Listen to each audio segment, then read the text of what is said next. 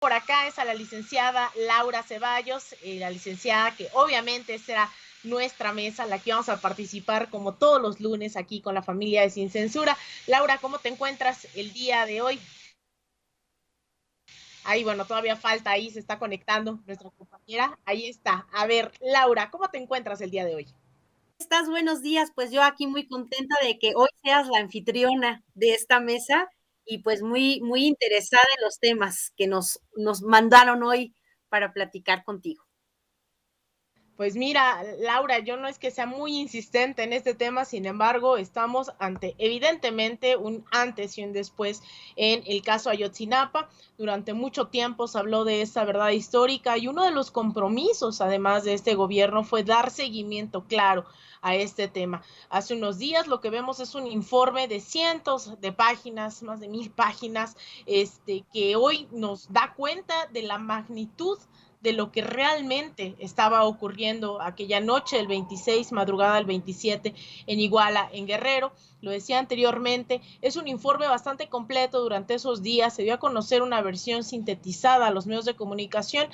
Sin embargo, ahora que se publica el informe completo de esta comisión, son 8 anexos en los cuales es bastante complejo, ¿no? Saber el nivel de responsabilidades en lo local, en lo estatal, en el ejército, también dentro, obviamente, del narcotráfico y esa cadena de mando. Hoy dice el presidente López Obrador que Enrique Peña Nieto y el general Cienfuegos no necesariamente se pidió que se investigaran, sin embargo, no hay impunidad. Primero quisiera continuar con eso. Laura, ¿qué opinión te merece?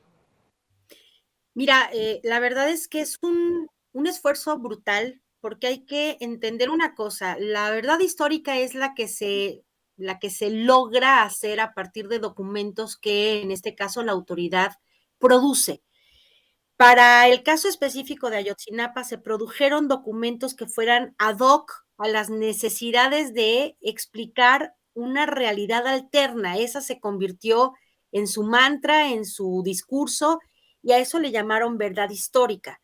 Y se apegaron tanto a él que, pues obviamente, borraron evidencias, borraron pruebas, borraron, quitaron incluso del planeta Tierra mucha gente que estuvo involucrada, los sacaron de la cárcel y luego los persiguieron para asesinarlos fuera de la cárcel. Entonces, poder llegar a este punto, hoy preguntaba una reportera que si no se habían tardado mucho tiempo, pues claro que se tardaron mucho tiempo porque hubo que desenredar 10 cañas con anzuelos y tratar de lograr una explicación a algo que es realmente inexplicable. Seguimos sin saber el por qué y seguimos sin saber el dónde, aunque haya indicios, aunque haya de alguna manera estas pruebas, pero lo importante aquí es cuando se sepa el por qué y el quién, se va a dar verdaderamente cierre a esta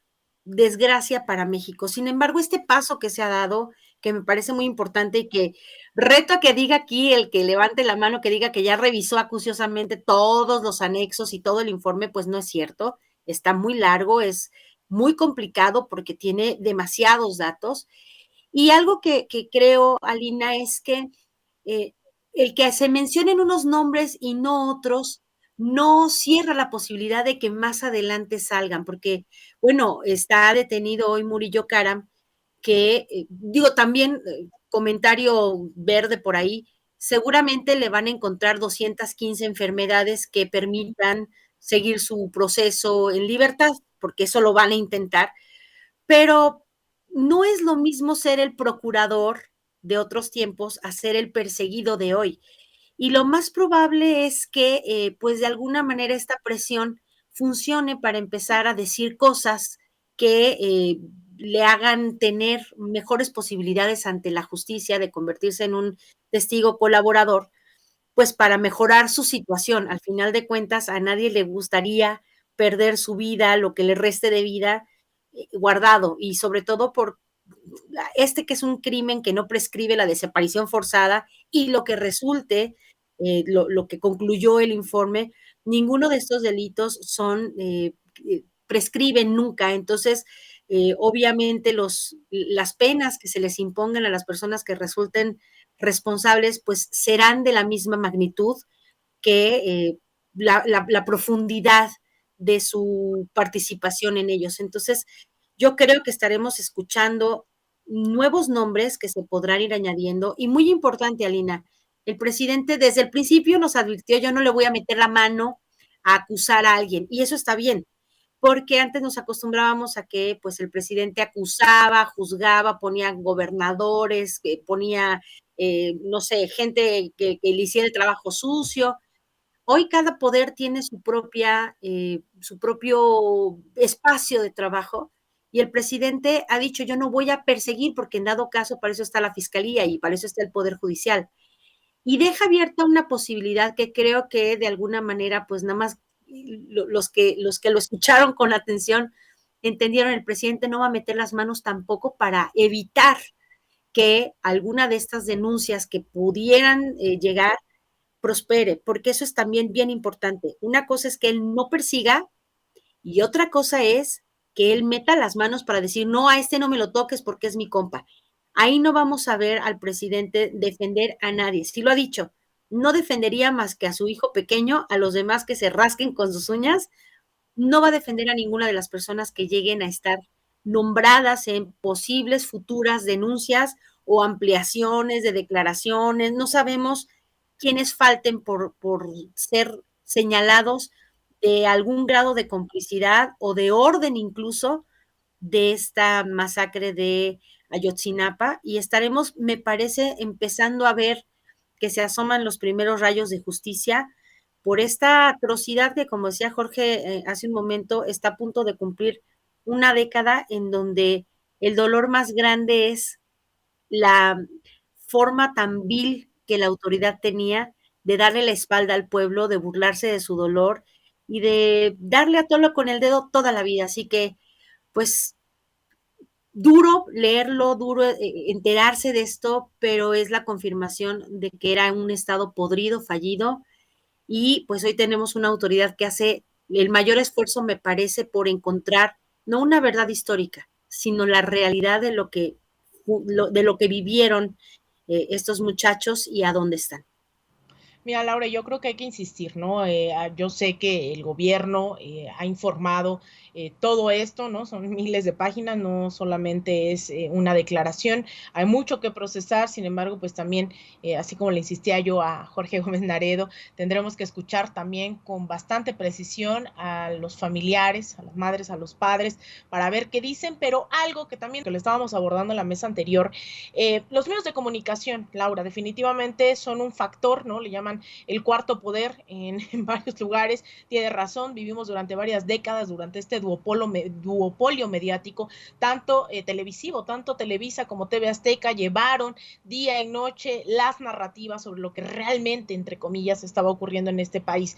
Pasaron de legitimar masacres, persecuciones, pero también en el caso de Guerrero fueron décadas de legitimar la persecución en contra de líderes sociales, en contra de quienes se levantaron obviamente en armas ante la desigualdad y la pobreza, ante quienes egresaron justamente en esa creación de ese estigma de la normal de Ayotzinapa, ¿no? Guerrilleros que salieron también de ahí como Lucio Cabañas y Genaro Vázquez, y que durante todos estos años han puesto a la comunicación al servicio de los más poderosos. Obviamente Ayotzinapa no fue la excepción, y tenemos a un Carlos Marín que, si bien hace ya bastante tiempo, estuvo bastantes años, estaba declarando que incluso los familiares de Ayotzinapa tenían que pedir perdón a las autoridades y enarbolaba nuevamente la verdad histórica, creímos que a lo mejor algo iba a hacer sentido durante estos meses, sobre todo durante estos días que se ha informado con esta forma, no sé si ya llamarla exhaustiva, pero sí al menos mucho más amplia que en otras ocasiones, y aún así sostiene un Carlos Marín con Ciro Gómez Leiva que esa verdad histórica es la verdad. Vamos a escuchar brevemente de qué habló este personaje. No me sorprende que algo que se veía venir desde las semanas anteriores a la toma de posesión del nuevo gobierno, que ahora ya va haciéndose viejo, se perfilara pues lo que yo veo como una verdadera conspiración, aquí sí un complot, para derrumbar, tratar de derrumbar, os das de cuenta que el Popocatépetl, porque este asunto está pareciéndose mucho, no, se parece, es idéntico a los loquitos que niegan la existencia de campos de concentración y el exterminio, desde luego de judíos y de gitanos y de homosexuales y de eslavos en la Alemania nazi.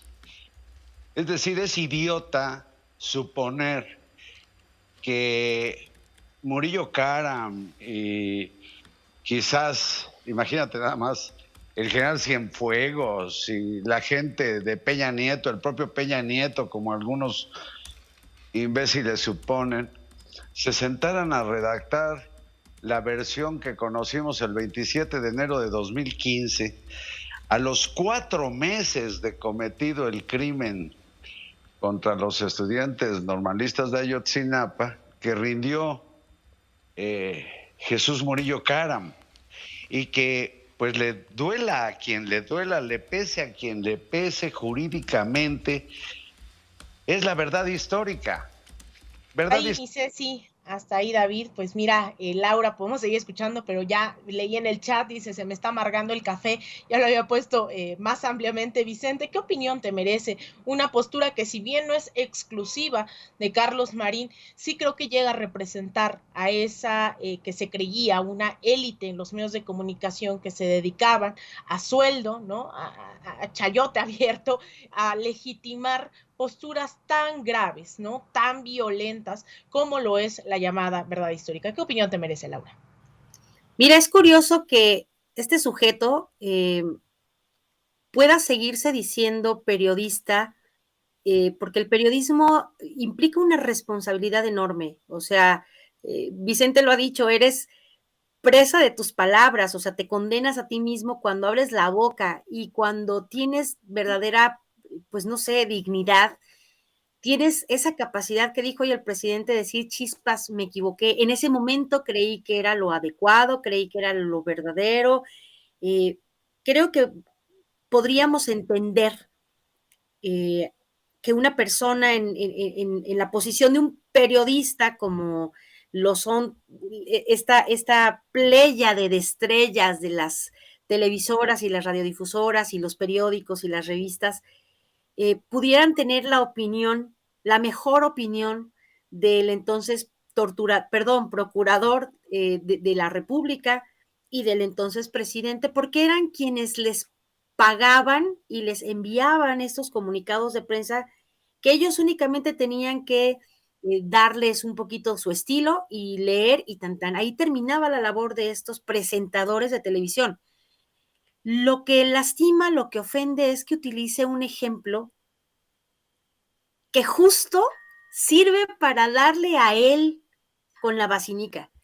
Él dice que estos tontitos, idiotas que dicen que el Holocausto no pasó, justamente son ellos. Ellos son los que salen como vocingleros a decir, el Holocausto de Ayotzinapa no pasó. Lo que ocurrió fue la verdad histórica que San Murillo Karam dijo que fue. Es decir, no podemos nosotros como sociedad seguir creyendo en la palabra de personajes como este, que aun cuando un equipo multidisciplinario, internacional, independiente de, pues incluso las autoridades mexicanas, llegaron a conclusiones tan firmes y tan derechas, o sea, no es porque, vaya, se tardaron tanto porque pudieron armar este rompecabezas con lo que pudieron, con lo que encontraron, que les dejaron esta bola de sujetos mentirosos y montajeros, y llegaron a esta determinación porque es lo que debe ser, porque siempre hay que recordarlo, y se lo podemos preguntar al abogado César Gutiérrez. Un soldado no toma una decisión motu propio y se lanza a hacer las cosas que se le antojen. Jamás lo vas a ver. Los soldados tienen esta obligación de obediencia jerárquica y los soldados hacen lo que se les ordena hacer. No ponen en duda jamás si está bien o si está mal, es lo que hay que hacer. Y también hay que entender que un soldado de grado superior, un general secretario, tampoco toma una decisión unilateral, porque tiene encima un comandante supremo de las Fuerzas Armadas. Que si por un lado Peña Nieto, siendo ese comandante de las Fuerzas Armadas, dio la orden, que HDP, pero si no la dio, qué estúpido, porque él era el responsable del comportamiento, de la ejecución de esas tareas de un ejército que él comandaba. Es decir, está como Calderón cuando dice que no se enteró de nada. Pues malo si se enteró y lo permitió, y peor si no se enteró, porque entonces ¿dónde estaba él? O sea, vaya, es una responsabilidad que va a alcanzar a muchas personas de jerarquías superiores.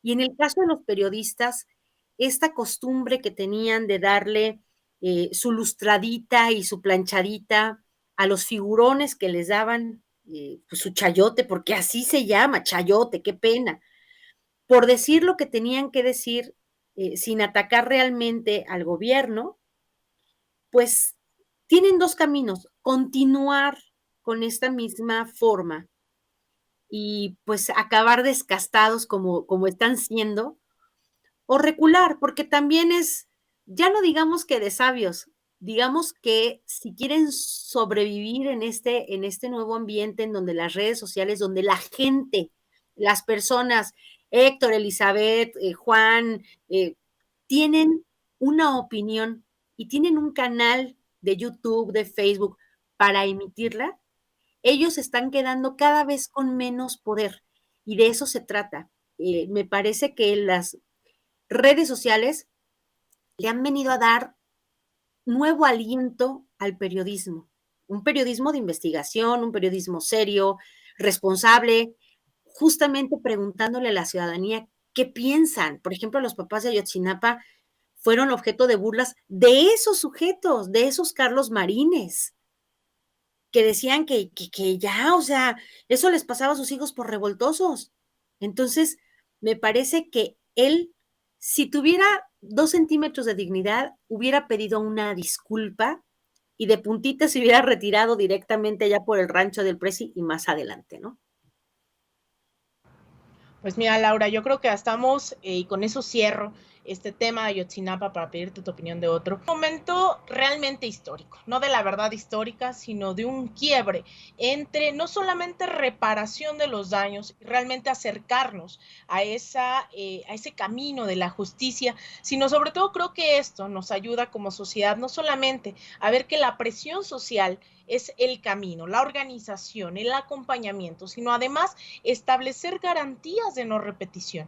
En un país donde el tejido social ha costado decenas de miles de muertos, de muertas, de desaparecidos, de desaparecidas, de feminicidios, la justicia se torna algo que tiene que ser medular dentro de, no solamente de México, dentro de las sociedades. Y yo creo que ante ese camino de la justicia está la reparación de los daños y el establecimiento de garantías de no repetición. Entonces yo creo que Ayotzinapa no solamente ya sentó un precedente, porque fue además mediático, no es que los desaparecidos y desaparecidas no existieran en este país, fue algo que logró evidenciar estas cadenas de mandos, estas complicidades, estas acciones y omisiones también por parte de funcionarios que pudieron haber ido a investigar, sea porque había un soldado, sea porque había alguien en peligro. En este caso fueron más de 40 estudiantes de una de las poblaciones más vulnerables. También hay que entender que no es casualidad que sean de la normal de Ayotzinapa como un proyecto realmente para las comunidades más marginadas. Recordemos que estas normales son un proyecto educativo durante el sexenio de Lázaro Cárdenas que busca aglutinar justamente un proyecto para esas comunidades pobres, campesinas, cuya aspiración de una mejor vida, de una vida digna, pasa también por formarse como profesores. Entonces, estamos hablando de un ataque a las comunidades pobres, a los históricamente marginados, que no tenían nada que perder y aún así les asesinaron, y esta red de complicidad. Entonces yo creo que esto nos da para muchos otros análisis, muchas horas más de estar, sobre todo, no solamente dialogando, sino organizándonos y pensando que hubo un antes y un después, también gracias a la movilidad social, a la organización popular, a la presión en las calles, al acompañamiento a los familiares y también al acompañamiento de esas organizaciones, sobre todo como Tlachinolan y como el Centro PROD, que durante todos estos años han dado acompañamiento al caso Ayotzinapa. Y bueno, yo obviamente, si estoy en Sin Censura, no me voy a quedar con las ganas de decir grábenos, porque ya vamos, obviamente, a otro tema. Yo te quiero preguntar, Laura, hace unos días lo que veíamos era una Rosario Robles. Rosario Robles, ex secretaria de Desarrollo Social durante el gobierno de Enrique Peña Nieto, que sale de la cárcel, más no queda libre. Tenía estas imágenes bastante poderosas mientras hablábamos de Murillo Karam. Por otro lado, estaba ocurriendo esta salida de Rosario Robles de la cárcel. Sin embargo, hoy por la mañana, esta persona que está hablando, que en realidad podemos hablar de ella no como una exfuncionaria nada más, sino acusada del desvío de más de 5,000 millones de pesos, conocida como la estafa maestra, nombre adjudicado a una investigación en la cual estuvo ahí Nayeli Roldán, otros compañeros, colegas, que dan a conocer este desvío de recursos mientras ella era secretaria de Desarrollo Social, insisto, durante el periodo de Enrique Peña Nieto. Pues hoy nuevamente es motivo de estas discusiones, de este análisis, porque hoy en la mañanera se toca nuevamente el tema de Rosario Robles. Esta vez para aclarar en voz del presidente López Obrador que el hecho de que haya salido de la cárcel no significa que quede exonerada de estos delitos de los cuales se les está investigando. Sin embargo, falta la sentencia. Vamos a escuchar las palabras del presidente López Obrador el día de hoy en la mañanera. Sí, al presidente, el viernes también, bueno, pues vimos la salida de Rosario Robles del penal de Santa Marta, cambio de medida cautelar, va a seguir el proceso en domicilio. Preguntarle el hecho de que únicamente ella, en toda esta investigación conocida como la estafa maestra, pues la única que haya sido detenida en un alto nivel, la única secretaria de Estado haya sido Rosario Robles, ¿no indica que debería también tener celeridad, o si usted considera que la Fiscalía General debería de avanzar en estos asuntos para que se pues investigue o se avance en estas investigaciones en torno a otros secretarios de Estado, y que bueno, a final de cuentas también esto apunta al expresidente Enrique Peña Nieto? Si no considera que se ha tardado este proceso y que ha sido únicamente pues de señalar a una sola persona cuando pudiera haber más implicados. Pues está en manos de jueces, y sí coincido de que tardan mucho. O sea, porque no hay sentencias.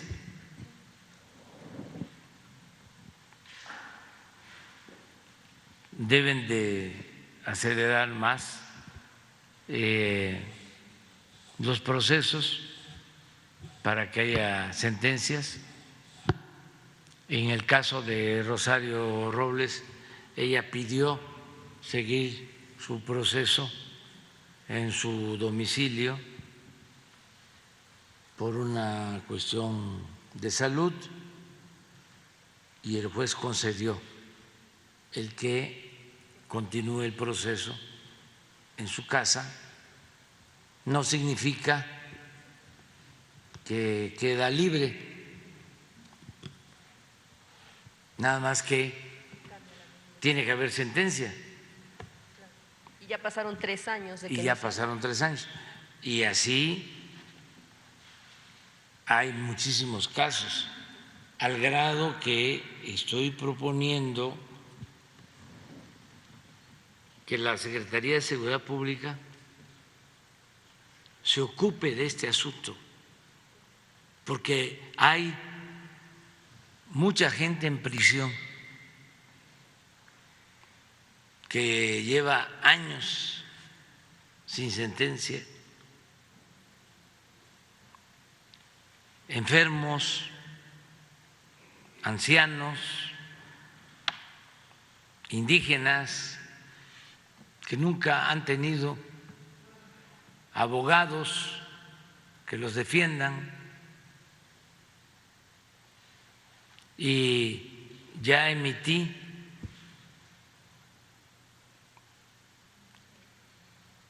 pues un decreto de amnistía,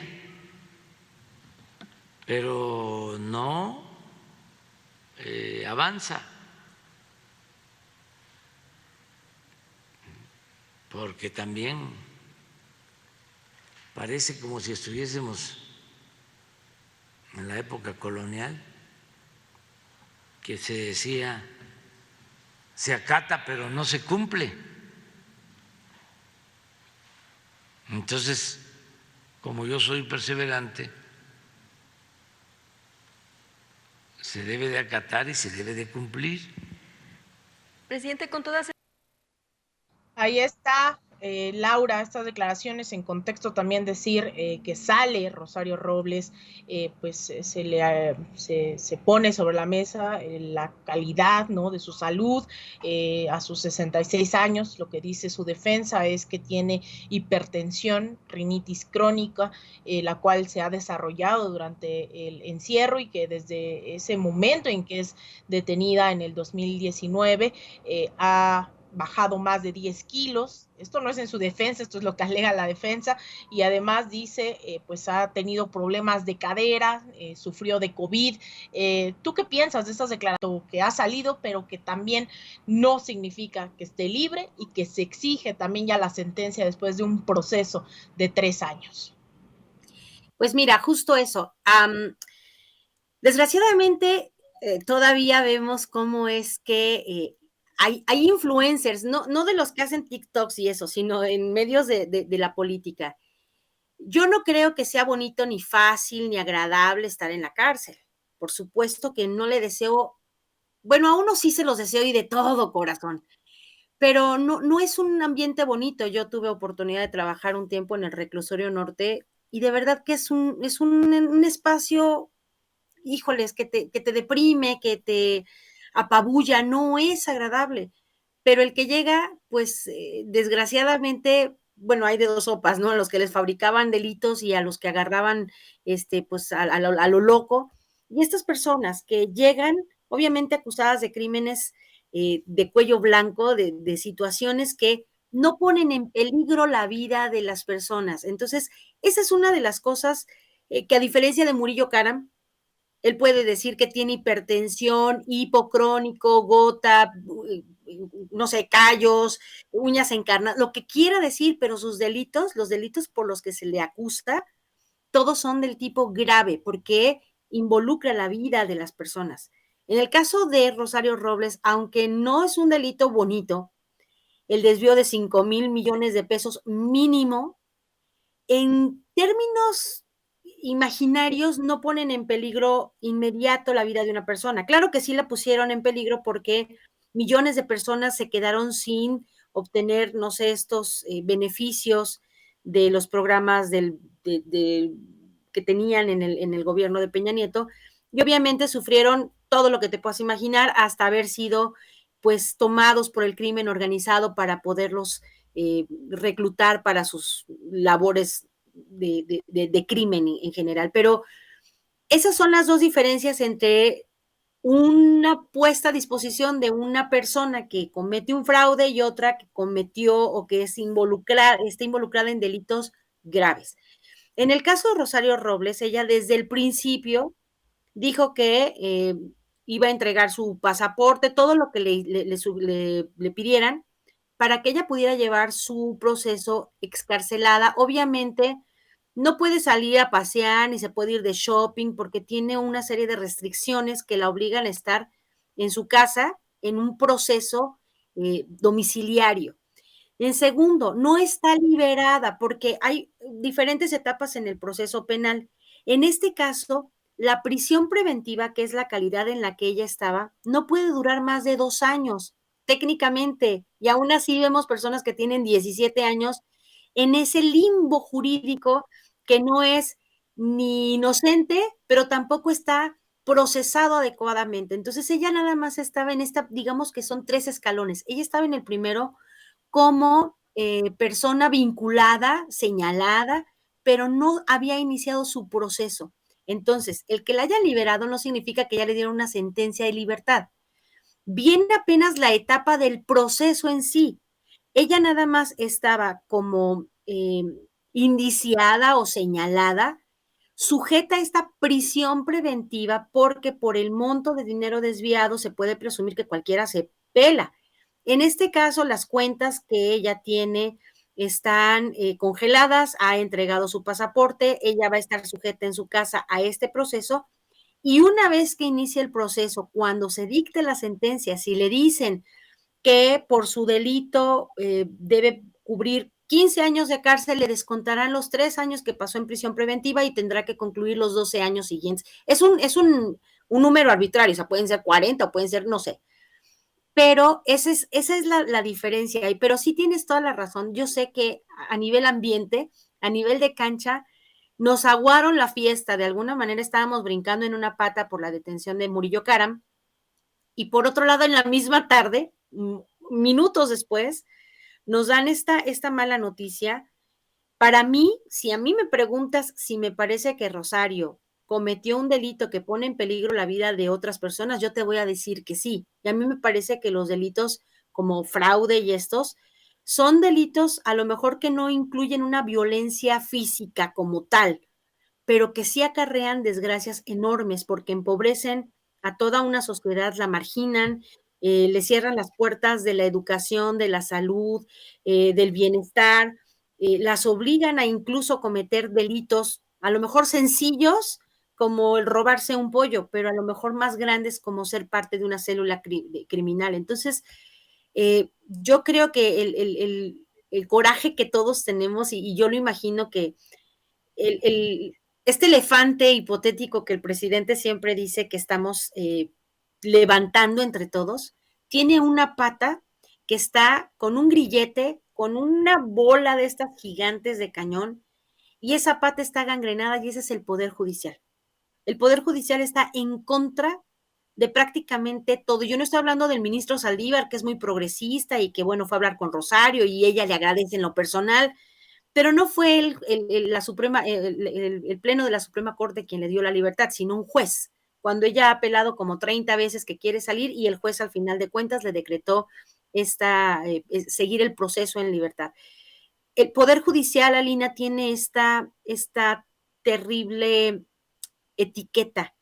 Estamos viendo cómo desde el poder protegen a otros en el poder. Vemos al juez Gómez Fierro otorgar siempre amparos a grandes empresarios de telecomunicaciones o los que quieren a fuerzas parar la construcción de las obras, pero no ampara al pueblo que se defiende, no ampara al gobierno cuando demuestra que es en beneficio del pueblo. Vemos, por ejemplo, a un Instituto Nacional Electoral que está en persecución de las personas. A ti te han perseguido, están persiguiendo personas en las redes sociales porque emiten una opinión en vez de proteger a las personas para que emitan su voto de manera segura.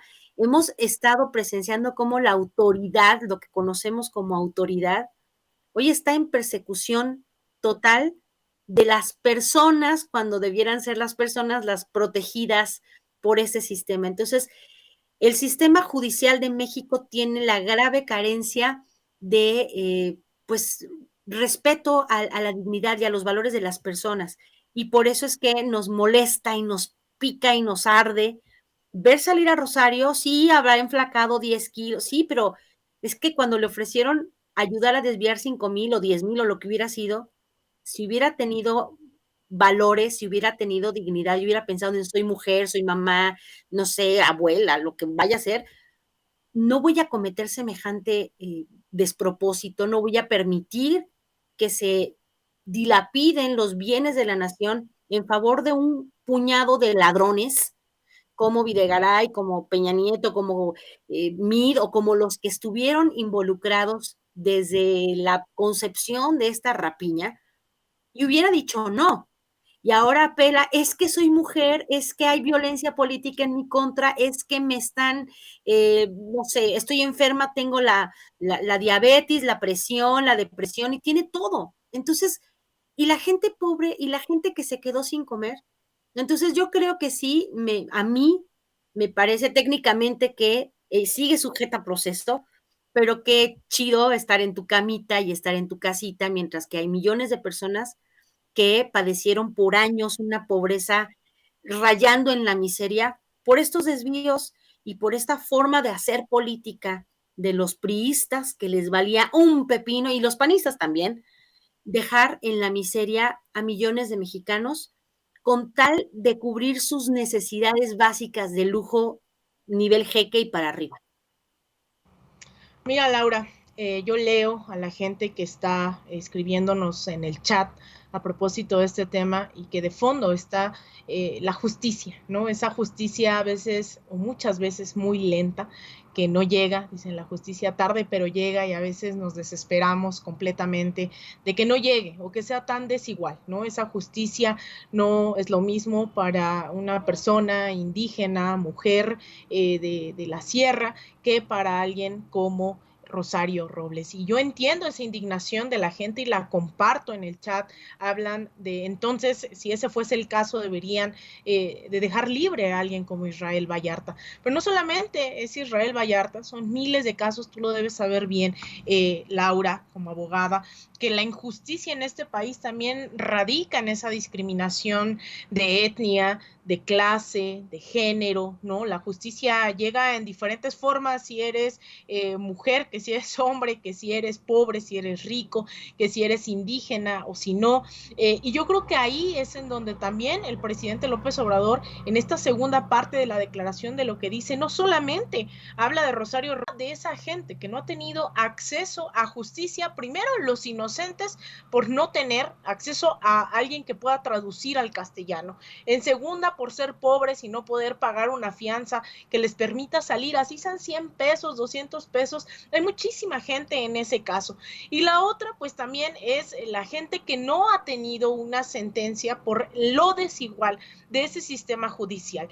Cuando hablamos, ya hace varios años, y yo siempre le digo esto a Vicente, en este espacio me decían, Alina, es que es bien radical, es que no sé qué. Y yo les decía, es que este es el momento de pedirlo todo, de pedir justicia, de pedir reparación de los daños, de establecer las garantías de repetición, porque no vamos a esperar a que si un día, que ojalá no, llega nuevamente la derecha al gobierno, evidentemente ese no va a ser el momento para nuevamente pedir que se voltee a ver a estos grupos históricamente marginados para transitar hacia un modelo de justicia. Entonces, yo creo que la gente que está hablando en el chat tiene esa perspectiva, ¿no? Esa indignación de que no solamente es el caso de si Rosario Robles se va a su casa, dicen, yo también tuve COVID y no estuve robando, yo también tengo problemas, ¿no? Y etcétera, etcétera. O el caso de Israel Vallarta.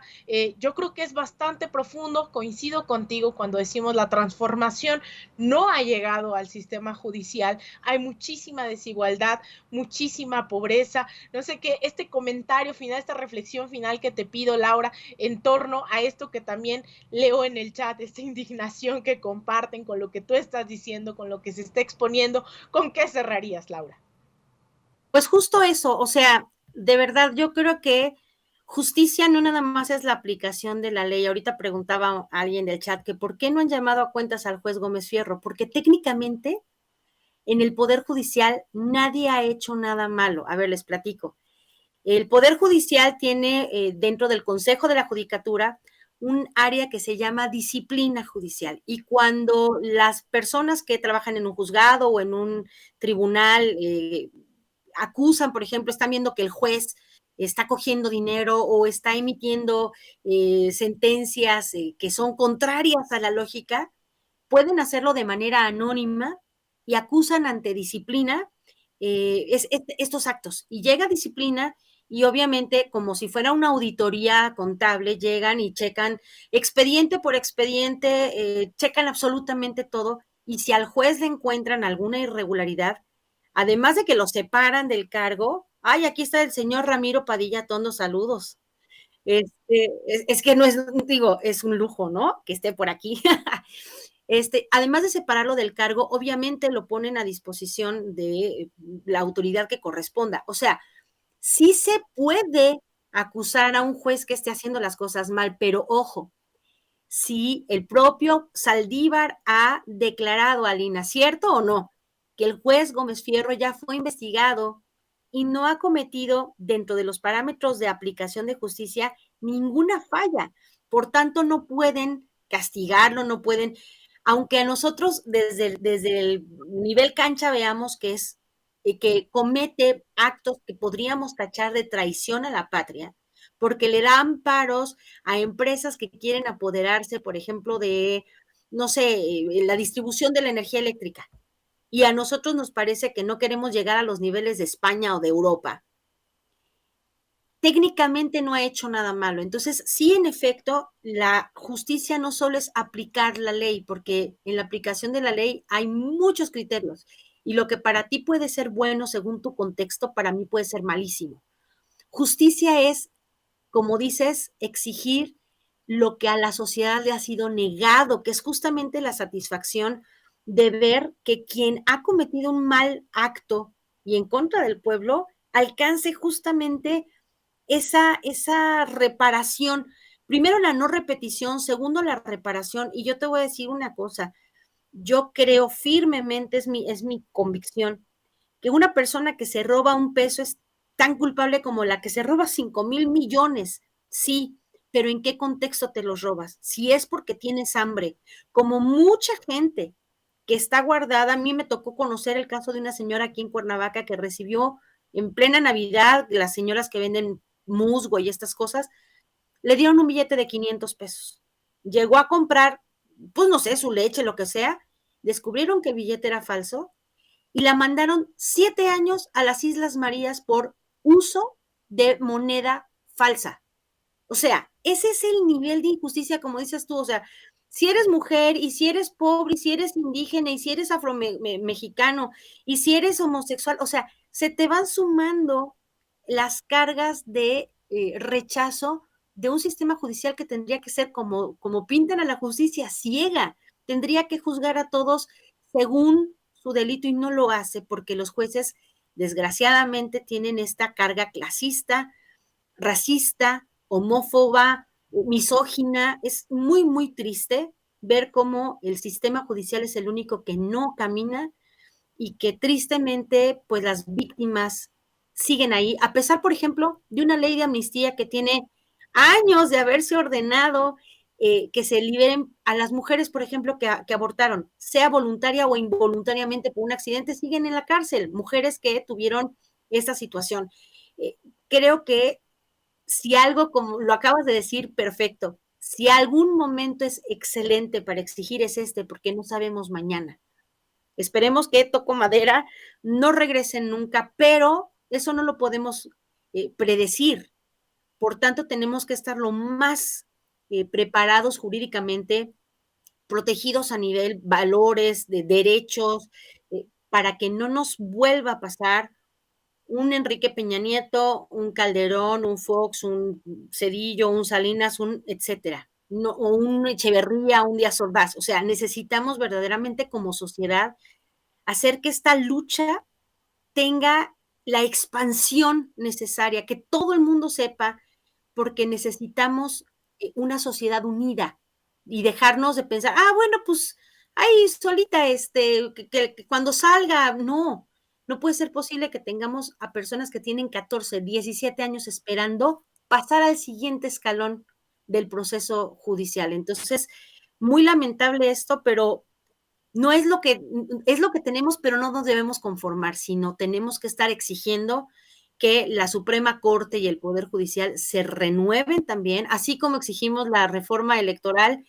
Esto ya no puede continuar así, necesitamos que se mueva, porque estamos en un marasmo de impunidad, no gracias al presidente, sino gracias a esta autoridad judicial que no camina para ningún lado. Totalmente de acuerdo, Laura. Y sobre todo cuando decimos hay que seguirnos organizando, hay que seguir exigiendo, creo que de fondo está esa demanda explícita de que queremos una transformación, ¿no? Las cosas no cambian por arte de magia, lo he dicho hasta el cansancio aquí, no cambia incluso, lamentablemente, solo yendo a depositar un voto a las urnas. Hace falta mucho más que eso y creo que este es un gran paso, ¿no? El primero, mantener informada a la población, el ser críticos de lo que hoy está ocurriendo, eso es un gran paso. Hace unos días, te comparto y con eso cierro, Laura, no, estábamos en una presentación con Jesús Ramírez Cuevas, el vocero de la presidencia, y nos preguntaban en qué momento está la transformación de este país, de dónde venimos, pero sobre todo, hacia dónde vamos. Y yo creo que ya, yo sé, el público, yo sé que sabe que me la paso hablando de América Latina, porque ya hay varios ejemplos de en dónde acabaron esos gobiernos que no permitieron